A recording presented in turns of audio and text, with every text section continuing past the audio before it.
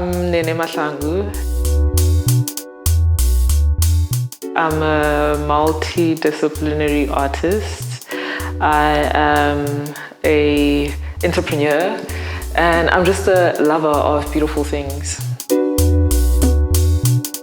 I don't know when exactly I started in art. I know when I started professionally, but I can't really think of the moment where I started with art, because in school I was always that kid everybody wanted to be in a group with when it was group work, and like the project needed like a creative touch. I was always that school kid that everybody wanted to join in their group.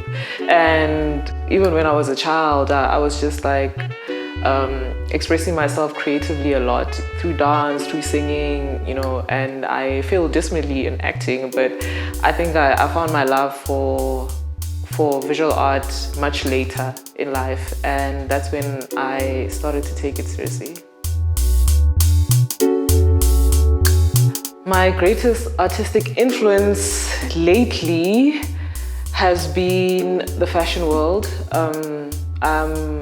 I'm very inspired by how they take clothing, since clothing is like a form of shelter, and how they twist it and turn it into contraptions and things that are just stunning to witness. And the way they redefine clothing and identity is something that always inspires me. And lately, yeah, your Fendis, your Balenciagas, and even your Rihannas are people that I think are at the edge of expression, and for me that is something that I really look up to. But I've also been influenced a lot by spirituality, and I try to incorporate that a bit into my work. So the turning point in my career so far, there have been so many. I think this year, the most recent one that I can think of, top of my head, is being the lead visual artist for Black Coffee's High Ibiza residency. Being challenged to make 23 artworks for that project was mind-blowingly great, but also so stressful. But it was like the creative bootcamp that I needed. And I think for this year, it was a major turning point. With my creative process, I guess I just start with a direction, and I try to figure out how that theme or that artist statement would be, and then I use that artist statement in order to direct the body of work. Like with this one, the work in this exhibition is inspired by freedom, but it came from, you know, we are born free, part of the Rainbow Nation, but I don't think I really understood what freedom meant until we were in captivity as a global population, and where like our movement was restricted, and it made me want to create work for that, but I didn't know what to do during that time. And I think finally I got my thoughts together and wrote an artist statement, and then created a body of work from there. So that's how I usually work.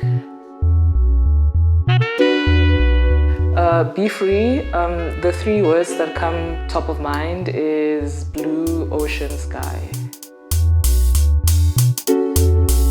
In my work in general, I try to show people that look like me in an elevated way. I'm a person who's, like I said, I'm influenced by high fashion, and I feel like in my perfect world, everybody would be dressed up in high fashion. And I feel like personally it is the most beautiful way to walk into the world, and I like painting people who look like me in that way, because that's just how I feel like we should grace this earth that we walk in. And the body of work that is in this exhibition, it is influenced by freedom and how I took it for granted, especially as a young person in this country. Like, I feel like we've heard the story of freedom so many times, we've become a little bit desensitized to it. But during lockdown, I really had to redefine what that meant for me. And I guess for me, freedom means being able to express yourself without inhibition, and whether that expression is in the form of where you go, what you eat, what you wear, you know, being able to define your own identity, being comfortable in your own skin. For me, yeah, that's what freedom means. For me, success means trying your best, even when life is a bit hard, and conquering that anyway. I think that's where success really lies. I feel like art is a perfect tool to use to point out things and topics that are often overlooked. One thing I really respect about art is like an artist statement doesn't have to agree to your belief system. So you can't expect an artist to believe in what you believe. And the fact that they, as artists, we live in a world where we can challenge the beliefs that already exist in the world is important in shaping the world, because we need to have uncomfortable conversations in order to redefine the structures that we exist in. So art is that thing that puts a lens on what is often overlooked, what is tough to talk about, what people are scared to talk about, because as people we have this tendency to want to be accepted and to belong, and art breaks that box and makes you question, why are you here and what are you doing? And I feel like we continually have to keep asking ourselves those questions.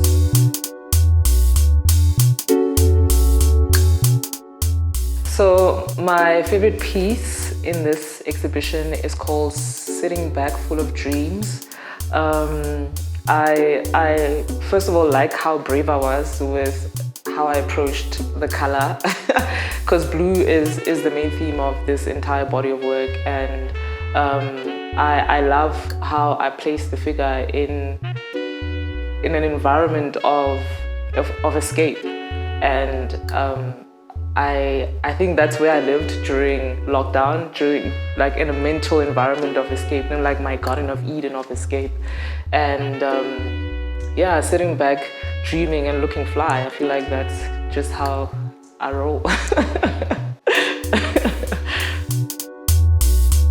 The hardest part, I think, was the time frame. I didn't have a lot of time. I was traveling a lot, working on other exhibitions, and just managing my time was a little bit tough. And the easiest part was making the work. I think the planning is the hardest part, and then just painting is just where, yeah, it just happens with no effort. I guess the takeaway that I hope viewers have is that it's okay to be a dreamer. I feel like dreaming and wishing for a better future and having hope is one of the beautiful things that make life worth living.